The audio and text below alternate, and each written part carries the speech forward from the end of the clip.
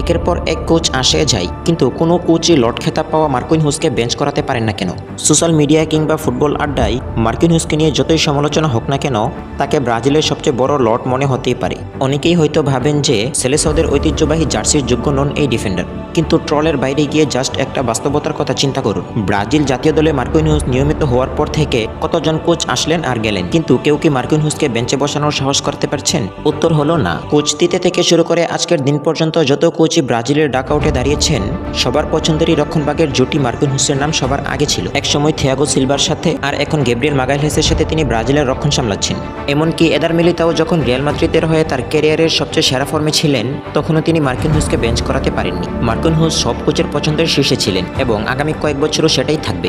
সামাজিক যোগাযোগ মাধ্যমে যতই হাউকাউ বা সমালোচনা হোক না কেন, মার্কুইনহুস যে অদূর ভবিষ্যতে বেঞ্চ হচ্ছেন না এটা নিশ্চিত থাকুন। গুরুতর ইনজুরি ছাড়া অন্তত আগামী 3 থেকে 4 বছরেও তার পজিশন কেউ নড়চড় করতে পারবে না। কিন্তু প্রশ্ন জাগতেই পারে, কেন মার্কুইনহুস সবসময় সব কোচের প্রথম পছন্দ? কেন তাকে কখনো বেঞ্চে দেখা যায় না? এই প্রশ্নের উত্তর যদি আবেগবাদ দিয়ে নিখুঁত টেকনিক্যাল বিশ্লেষণ দিয়ে খোঁজা যায়, তবে কারণ একটাই সামনে আসবে, আর তা হলো মার্কুইনহুসের অসাধারণ বল প্লেয়িং এবিলিটি বা রক্ষণ থেকে নিখুঁতভাবে বল বাড়িয়ে আক্রমণ তৈরি করার ক্ষমতা। ফরাসি লিগ ওয়ানে পিএসজির হয়ে খেলার কারণে তার এই বিশ্বমানের বল প্লেয়িং দক্ষতা সবসময় ফুটবল বিশ্বের লাইমলাইটে আসে না। কিন্তু একটু গভীরভাবে মার্কুইনহুসকে পর্যবেক্ষণ করলে আপনি নিশ্চিত হবেন যে বর্তমান প্রজন্মে তার মতো এত সুন্দর বল প্লেয়িং এবিলিটি খুব বেশি ডিফেন্ডারদের মধ্যে দেখা যায়নি। এমনকি ম্যানচেস্টার সিটির রুবেন দিয়াজ কিংবা জেরার্ড পিকের বার্সেলোনা এবং স্পেনের প্রাইম টাইমের ট্রফি বা অর্জনকে যদি একপাশে সরিয়ে রাখা যায়, তবে বল প্লেয়িংয়ের নিখুঁততায় পিকেও মার্কুইনহুসের চেয়ে কিছুটা পিছিয়ে থাকবেন। পিএসজির মতো তারকাখচিত দলের আক্রমণের মূল সূচনাটাই হয় ডিফেন্সে থাকা মার্কুইনহুসের পা থেকে।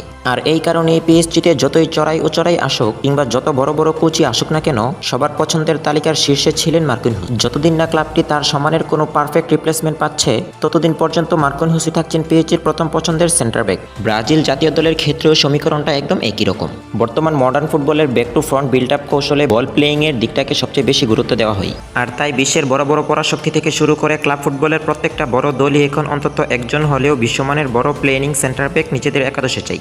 বর্তমান ফুটবলের বড় বড় দলগুলোর দিকে তাকালে অন্তত একজন করে হলেও বল প্লেয়িং ডিফেন্ডার খুঁজে পাওয়া যাবে। আধুনিক ফুটবলে এই ধরনের টেকনিক্যাল ডিফেন্ডারদের চাহিদা দিন দিন বেড়েই চলেছে এবং ভবিষ্যতেও এদের কদর আরও বাড়বে।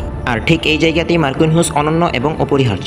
ব্রাজিলের বর্তমান স্কোয়াডে রক্ষণ সামলানোর মতো ডিফেন্ডার থাকলেও মার্কুইনহুসের মতো ঠান্ডা মাথায় নিচ থেকে খেলা তৈরি করার ফুটবলার আর দ্বিতীয় কেউ নেই। তাই ট্রল বা সমালোচনা যাই হোক না কেন, মাঠের ট্যাকটিক্সে মার্কুইনহুস একজন আনটাচেবল বা অপরিহার্য চরিত্র। আপনাদের কি মনে হয়, মার্কুইনহুস কি সত্যি তার টেকনিক্যাল যোগ্যতার কারণে খেলেন, নাকি ব্রাজিলের রক্ষণভাগে বিকল্পের অভাব রয়েছে? আপনাদের মতামত কমেন্ট করে আমাদের জানিয়ে দিন।